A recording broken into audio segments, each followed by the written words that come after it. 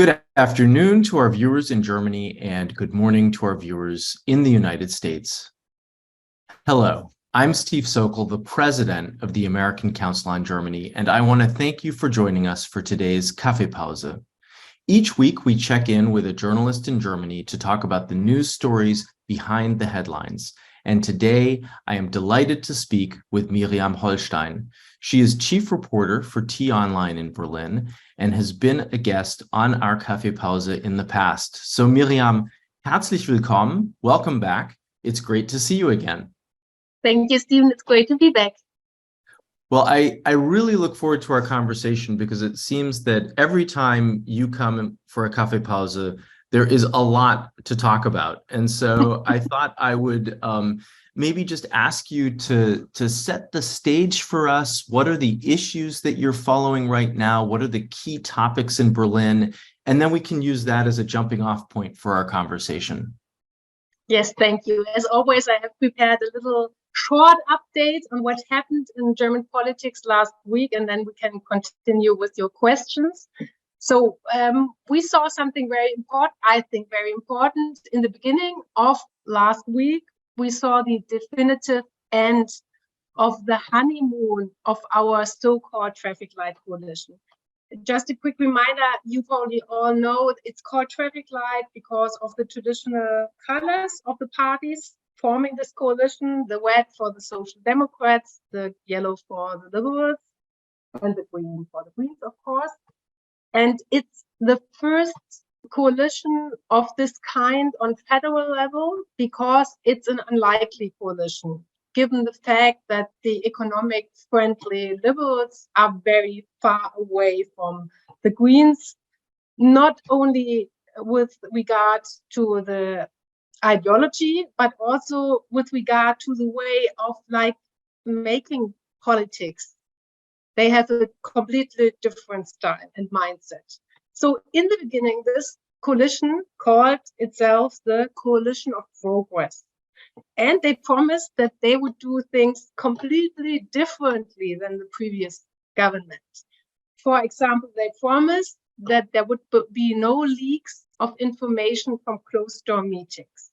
And also, they said there would be no endless overnight meetings with doubtful political outcome, which the last government did a lot, also especially during the pandemic, when they kind of struggled about the right way, the right strategy to fight the pandemic.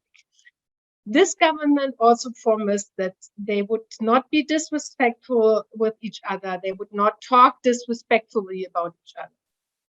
So all of these promises went down the drain last week because I have to get back again. Germany wants to reach climate neutrality Germany wants to be climate neutral by 2045.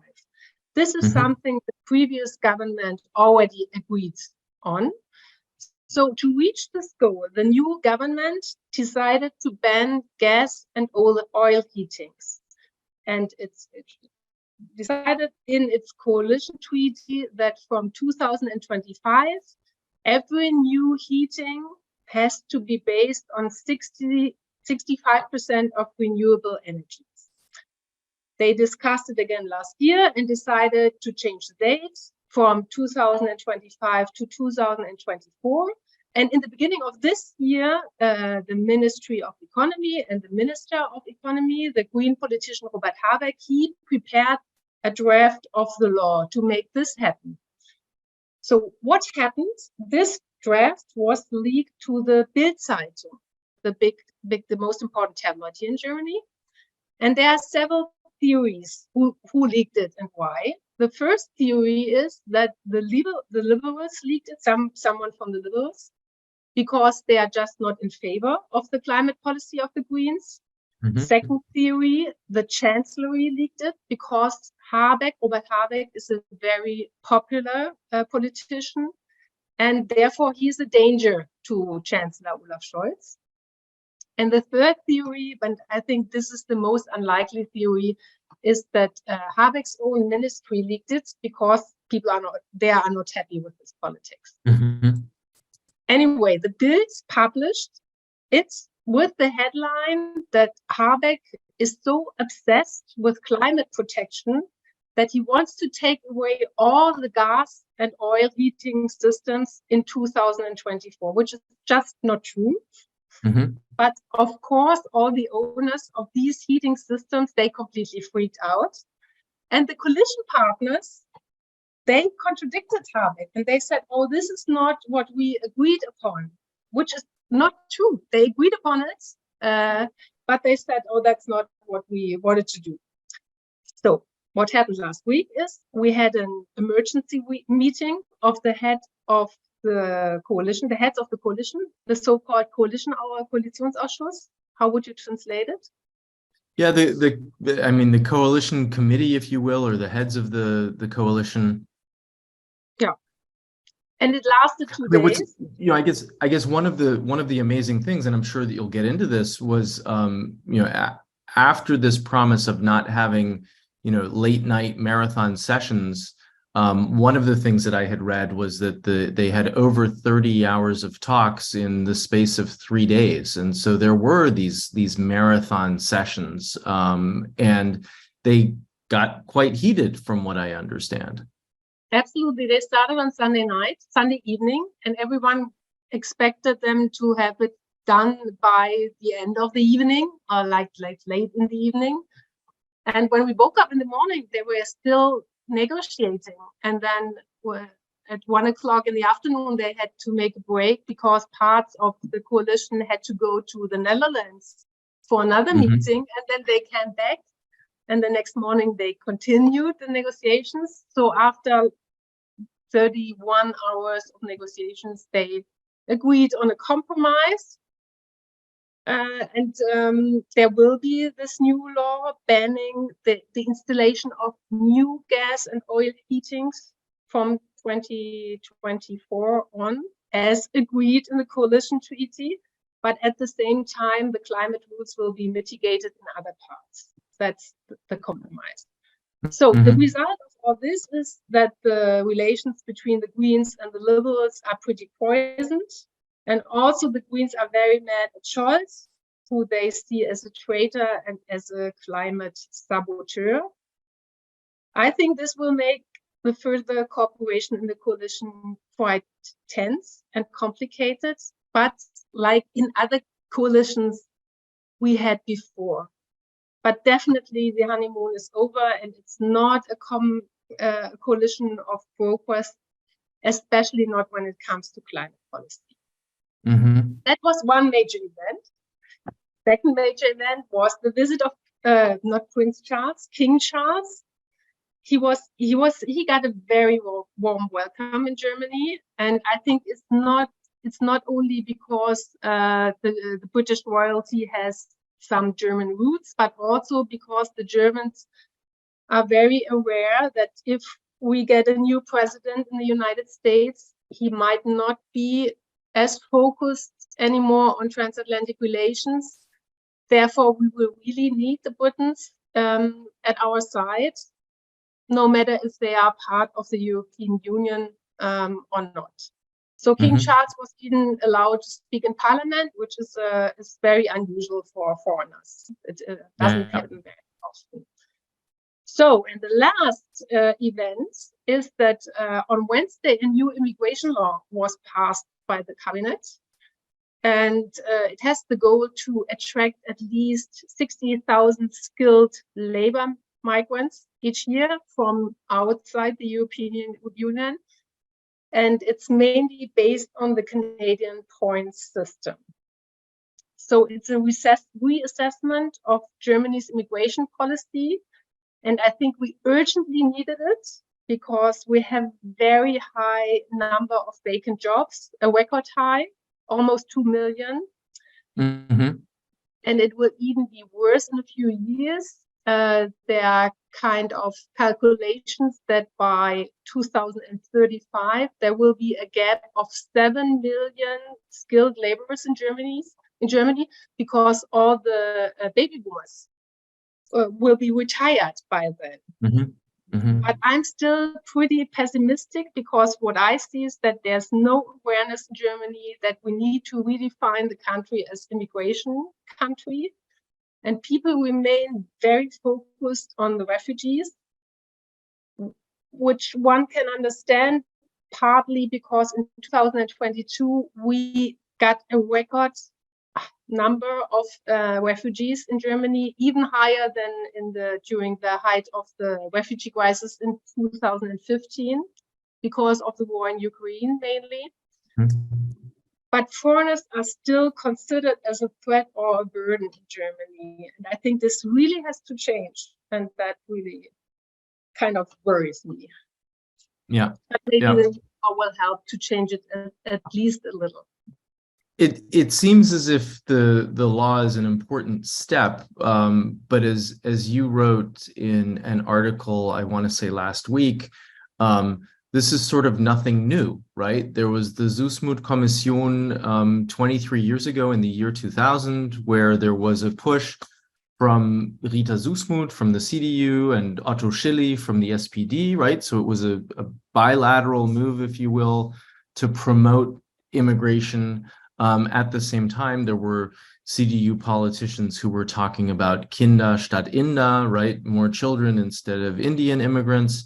And so there's been, initiatives like this in the past as well.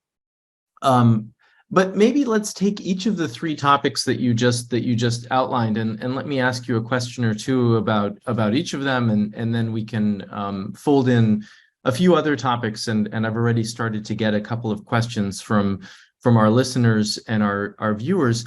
But I'd really like to come back to this central topic about the crisis talks that you opened with, because in some of the reporting that I read, Olaf Scholz said that very, very good progress had been made in these talks. Now, of course, he has to say that in many senses as the center of government, but it does seem clear, as you've outlined, that there are some cracks in this alliance, and that these cracks are particularly strong between Robert Habeck and his Green Party on the one side, and Christian Lindner and the Free Democrats on the other. They seem to be pushing somewhat different agendas, and this comes sort of especially clear in the two key topics that I think were discussed during the crisis talks. One, the energy issues that you were discussing, and energy and housing, and how this is going to be introduced,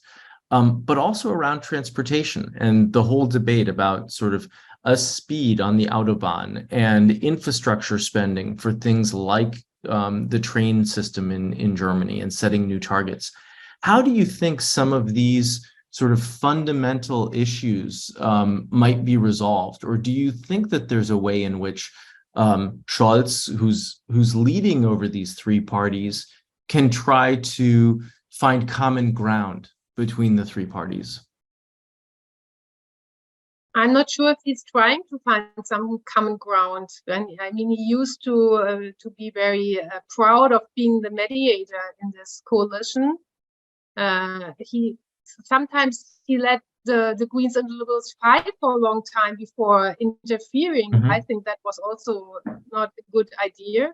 What we can see now is that he's like siding. He used, or the Social Democrats, from their history, they are very much closer to the Greens than to the Liberals, but on many issues, for example, social issues. But mm-hmm. at the same time, the Social Democrats think of themselves being the party of like the so-called, I don't like this expression, small people. So and when it came to like traffic and housing and heating issues, a lot of normal people were afraid that they could not afford any longer a new heating system. So he decided to side up with the Liberals. And I think this came quite as a shock for the Greens. So what he can do now is that once they have another fight on another issue, he could side up with the Greens again, like to re-establish a new balance. But we have to think about the fact that we have 3 regional elections upcoming this year in Bavaria, in Hesse, and in Bremen. Yeah. And in all these 3 regions, the Liberals will have problems to remain in parliament. Mm-hmm. The Liberals are under a lot of pressure, I think, because their voters don't think that it's a good idea to be in a coalition with the Greens. So since the Liberals are in this coalition, we had 5 regional elections, and in all these 5 regional elections, they lost somehow. Either they dropped out of government, or they even dropped out of the parliament. For example, that was what happened at the last election in Berlin. Mm-hmm. So they are under a lot of pressure to sharpen their profile and to be even more aggressive. And I think Olaf Scholz hopes that he's desperately trying to keep the Liberals in the coalition, and that's why he's siding with them right now. So how much of a problem do you think this is that Christian Lindner, the head of the Free Democrats, has contributed to, or do you think he's fairly secure in his position as the leader of the party, even though the party is sort of has a weakened hold in the public and in the elections? I think he's fairly secure because this is really a one-man party. Everything is focused on Christian Lindner. There is no one who could replace him. But I mean, if the Liberals would decide to leave the government, the coalition, and if there were new elections, I'm sure the Liberals would not make it into the parliament anymore. Yeah. But that, I mean, that sort of relates to the big question that, I think we've talked about before, and that certainly has come up in Kaffeepause discussions before, is the question around how long do you think the coalition will actually hold? Do you think it will hold? I mean, I think your observation is a very good one, right? That the honeymoon phase is over, and I think that everybody can admit that when this government came into office, it had a completely different agenda. That agenda was overshadowed because of the war in Ukraine and because of the energy crisis and ensuing refugee crisis. We will get to the immigration law and the refugee crisis in just a couple of minutes. But this government has not been able to focus on many of the issues that were outlined in the coalition agreement as quickly because it's had to address other topics. And yet one of the biggest challenges Scholz was going to have was going to be keeping the 3 parties together, and particularly given the differences within his own Social Democrats and within the Greens of sort of more progressive wings of each party. It's almost as if he had 5 groups that he was trying to keep together. But the sense is that each of the 3 political parties has more to lose if this coalition falls apart than it has to gain, because as you just indicated, in new elections, certainly the Free Democrats might lose even more traction, but it's highly likely that the Social Democrats and even the Greens might as well. Yeah, I absolutely agree, and I think I said this before. I think you asked the question at our last coffee break we had together. Do I think that this coalition will last until the end of the term? I do think so, because they all run a high risk to have an outcome of new elections they don't want. The Liberals, they probably would drop out of government. The Social Democrats would not be in the government anymore because they have no partners anymore. They would have to form a coalition with the Christian Democratic Union again, and that's members of the SPD would not want to go in another grand coalition again. So the only party which has an option to be in government again would be the Greens, but not as the leading party.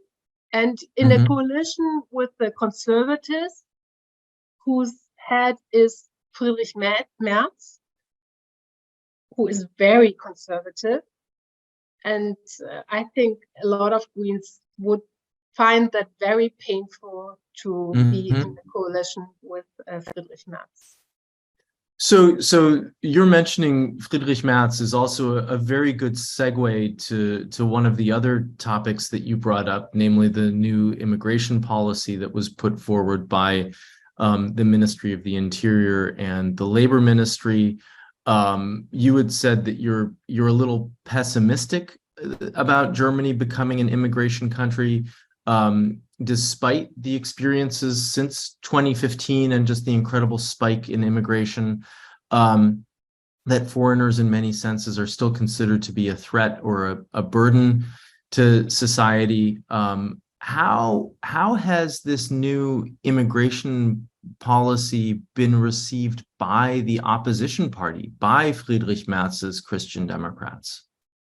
They were quite calm about it, because I think everyone on a kind of an intellectual level, everyone knows that we need skilled workers from other countries.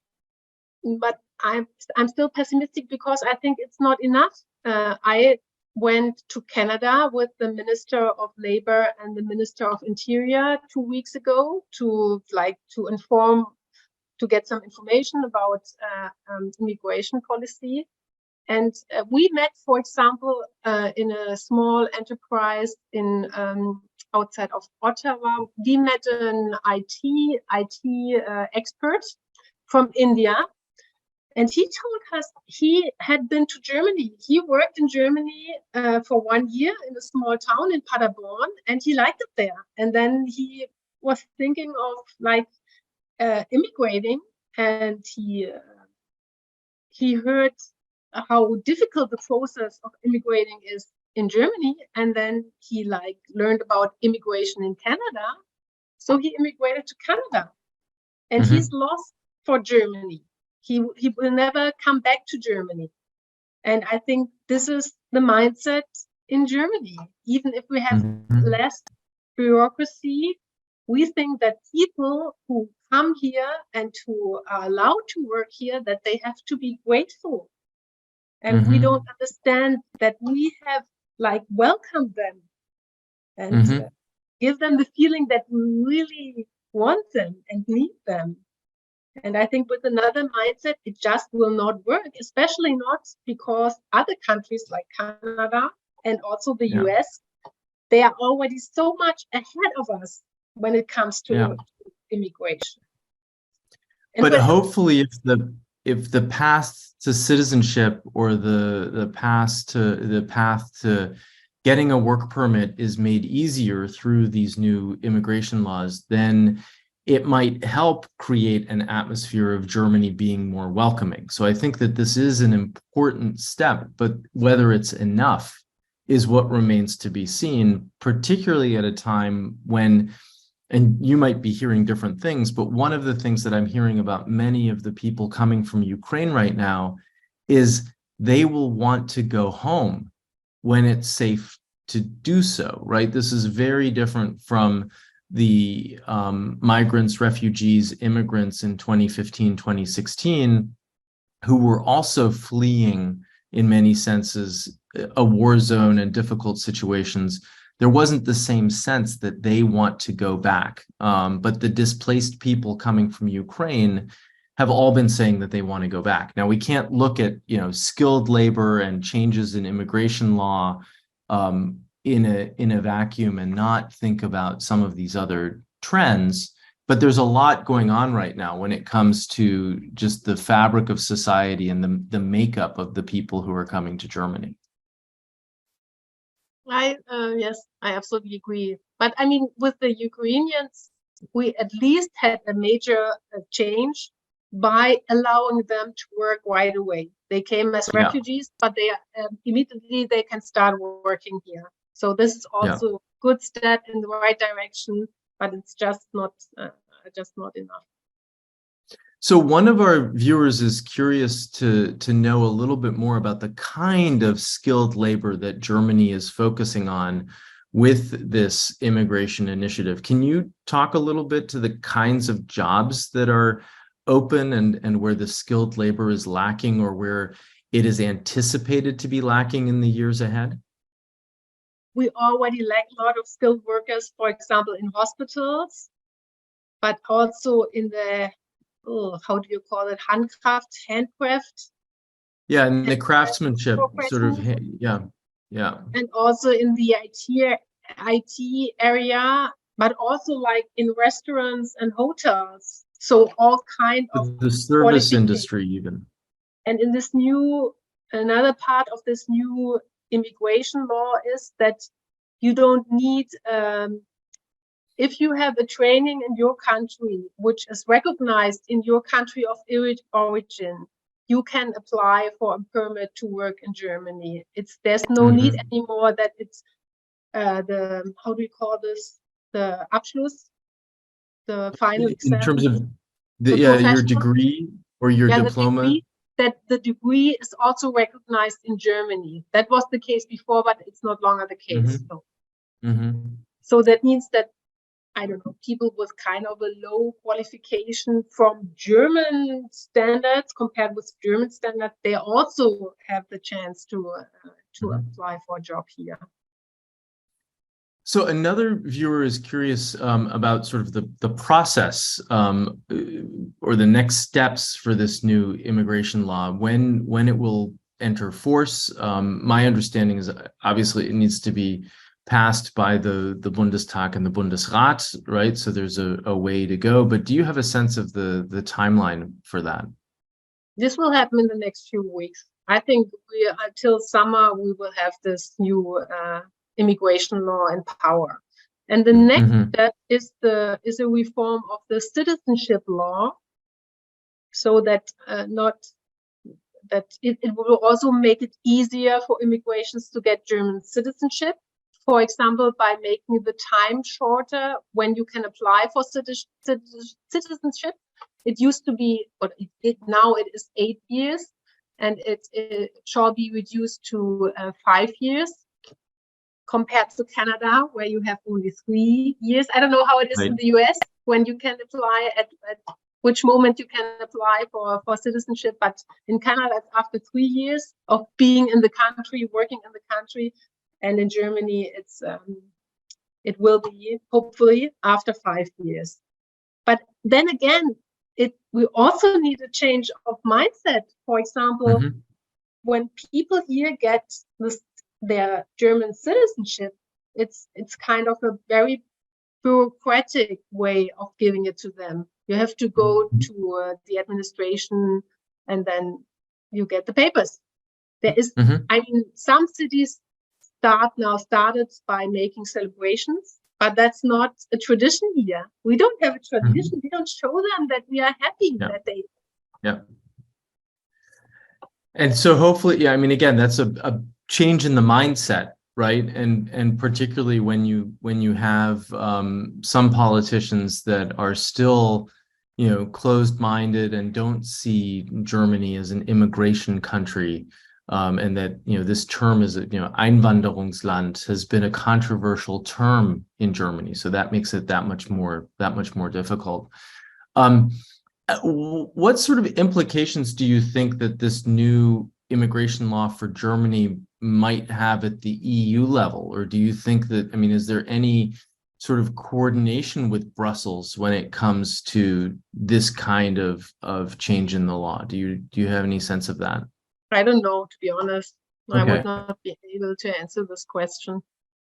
I just know that we have a lot of workers coming from other parts of the EU. That was not the point with regard to this immigration law. But I wanted to add what you said before. We have so much problems to see ourselves as immigration Einwanderungsland, but that's particularly crazy because we have been an immigration country before, back in the 60s, where we also needed workers, and we got them from, for example, Italy, and they stayed. Most of them stayed, and had families here, and now the families, the kids, they are like working as doctors or in other professions, but they were always called the guest workers. Yeah. And there's a very famous Swiss writer. He said we wanted workers to come, and we were surprised that human beings came to Germany. And that's really how people see it here. So.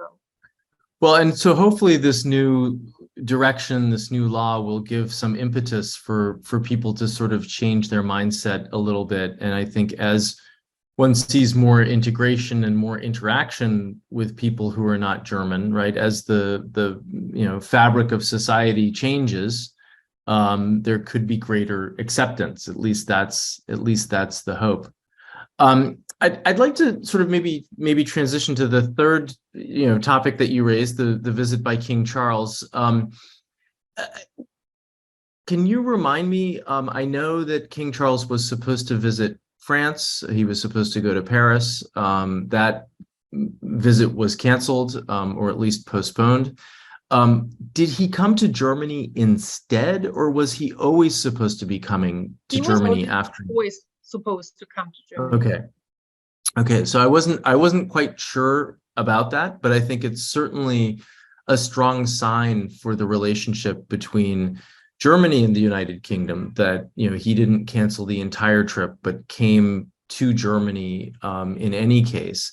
And one of our viewers is very interested in hearing a little bit more about the outlook for the Anglo-German relationship, and whether the issue of climate change came up during his visit, and whether there are opportunities for greater collaboration in that area.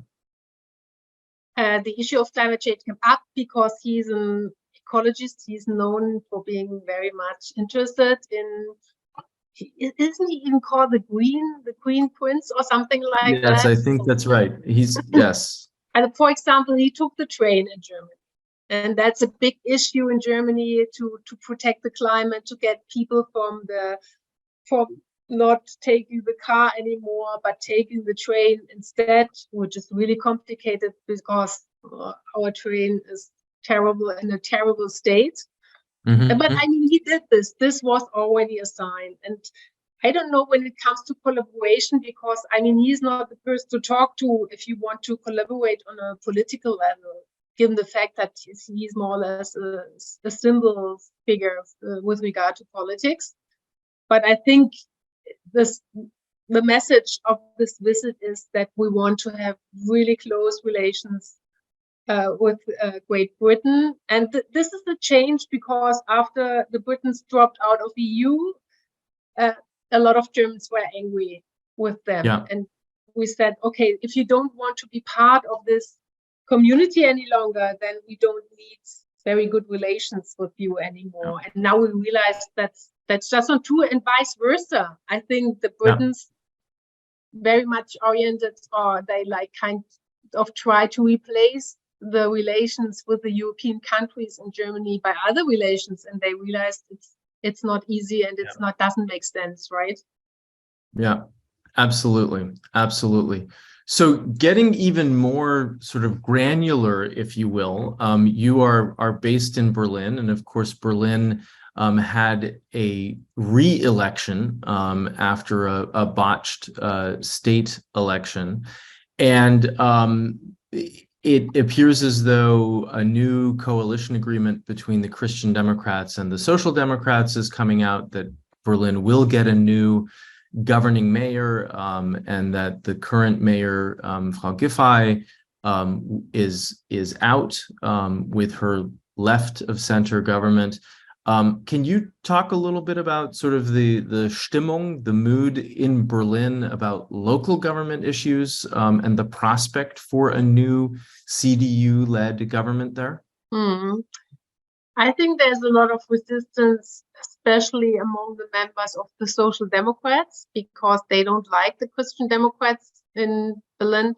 And it's true that the Christian Democrats in recent times, it is quite a while that they have been part of the government, but they didn't have a good record. so to say, but neither had the other parties. And I think it's important to keep in mind that the election was not an election for Christian Democrats, that people did not vote in favor of the Christian Democrats, but they voted against the previous government because they were so unhappy with the result of this government. So I think it's kind of an unlikely coalition because they used to be very far apart, the Christian Democrats and the Social Democrats in Berlin. But I mean, let's give it a try. But today the coalition treaty was veröffentlicht oder präsentiert. It was presented or announced. Yeah. But now the members of the SPD still have to approve it, and this will happen until the 23rd of April. And if they approve it, then we'll have a new mayor, the Christian Democratic politician Kai Wegner, on the 27th of April. But I'm not sure if this. If I had to bet on it, I would say it will pass because the Social Democrats wants to continue to be in power, even if it's as a junior partner. But I mean, there's the risk that it will not happen. Yeah. So we just have to wait and see. In that case.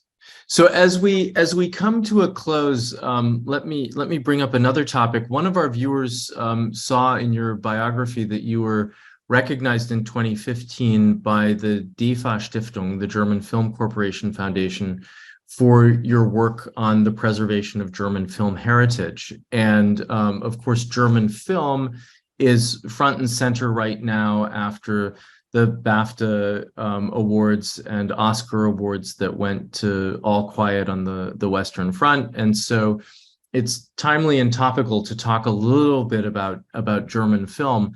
And this viewer is curious if you could talk a little bit about your work in the preservation area and sort of what the current state is. Well, I have to admit that it was not like a great work. There was a competition on how to promote the heritage of German film. And I suggested to do like a short film where you include parts of kind of symbolic German movies and present them like a wide spectrum to the public to show the richness and the greatness of German movies. And that won the first prize back then in the competition. But that was my only support for the heritage of the Germans. But still, it sounds like a very good idea. Yeah, it was never realized, unfortunately. They wanted to make it like a short movie out of it, but it never happened. But anyway, but I mean, I used to work as a film critique in my 20s, and at this year's film festival in Berlin, I had the honor to be the jury president of the ecumenical jury, which comes like 6 members coming from a Catholic film organization and a Protestant film organization. Also, sometimes there are Jewish members as a part of the jury, not this time. So we were like 6 people from all over the world, and we chose. So that must have been fascinating, and of course, having been able to attend the Berlin Film Festival in the past, I know it's just a wonderful occasion, a wonderful opportunity to see things that one would not otherwise see, and just a great atmosphere. So I'm sure that was an exciting week. It was an exciting week, and the best part about it was kind of surprising is that I really realized throughout our discussions that it's possible to discuss with someone who has a complete different opinion by respecting this person. For example, when we came out of one of the movies, I totally disliked the movie, and I said, I don't like this movie. It's terrible. We will not consider it for our prize. And then the French member said, I love this movie. And I mean, in our normal life on Twitter or on other social networks, I would have said, this person, you don't know nothing about movies. I'm ready to discuss it with you. But in this jury, we discussed it, and I respected the other person because I knew she also knew a lot about movies. Yeah. And then we ended by seeing what the other person saw in this movie, and that was really, really lovely experience. Well, I think that's in some senses a good place to end, because it's an important reminder how important dialogue and mutual respect are. And given that we, started talking about politics and some very important crisis discussions in the coalition, that is certainly where dialogue and mutual respect is important as well, in order to meet some of the challenges that the German government is facing right now, and that Germany indeed is facing right now. So with that, Miriam, herzlichen Dank. It is always wonderful to speak with you, and I already look forward to your next visit as a Kaffeepause guest. Many thanks for joining us today, and I wish you a good rest of the week. Thank you, and also thank you for keeping up the dialogue between Germany and the United States. Thank you. That's we truly, it's the core of our mission, and we truly enjoy it. And I think that the focus of our work is more important today than it's ever been, given all the common challenges that the US and Europe and Germany specifically are facing. So thank you for that shout out. Thank you again for everything that you do and for your support of our work. And many thanks to all of our viewers and our listeners for tuning in today.